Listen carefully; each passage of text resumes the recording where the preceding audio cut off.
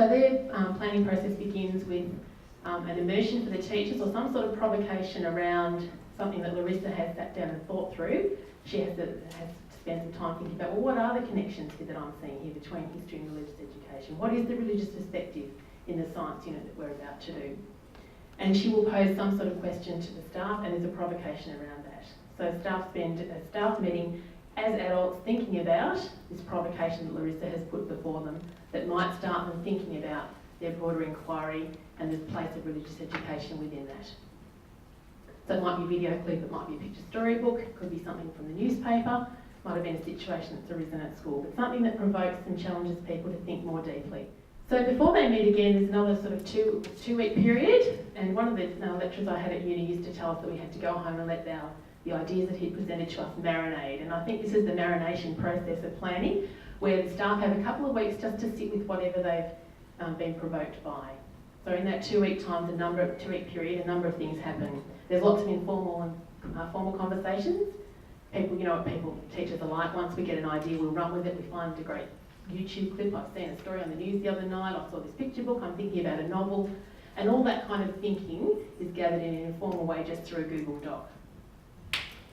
They also do some pre-assessment with students. So they go into the classrooms with those same sort of provocations and questions to find out what the students already know, but also what do the students want to know. They also, this is quite a unique thing that I've seen at St Bede's, and that is that they engage parents in the planning process. So there's an open invitation to parents to come in one afternoon, and a similar process is used with parents as with staff. A provocation is put before them.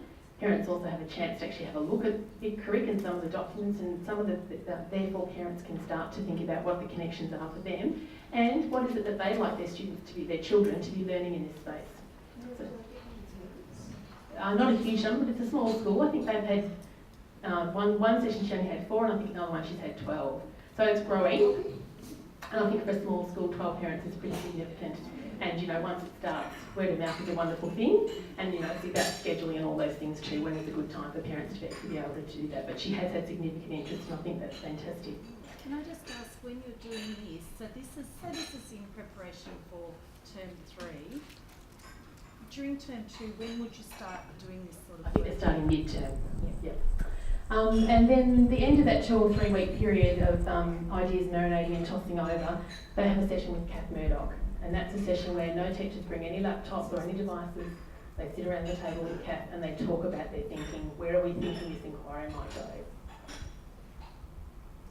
And so then they come to a full day of planning. So they've had 3-4 weeks since that initial conversation that they had as teachers to now start thinking, well, how can we shape this up for our students?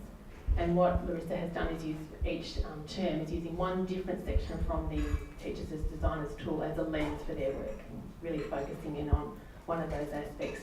And it all comes together in their planner. Their planner is an organic kind of document, so there might be 2 weeks worth of ideas and suggestions, provocations, things to do with the students. Then they're going to meet in their next plan, just their normal level planning time, and toss around how's it going, what are the questions of the students, where do we need to head, what further resources do I need, etc. So very different approach to coming to a planning day and walking out 1, 2, 3, 4, 5, 6 hours later with a finished document that's all done and dusted. So I hope I've done her process justice, but it really works beautifully, and it has a high level of student voice in it, but also parent voice, which I think is a great shift.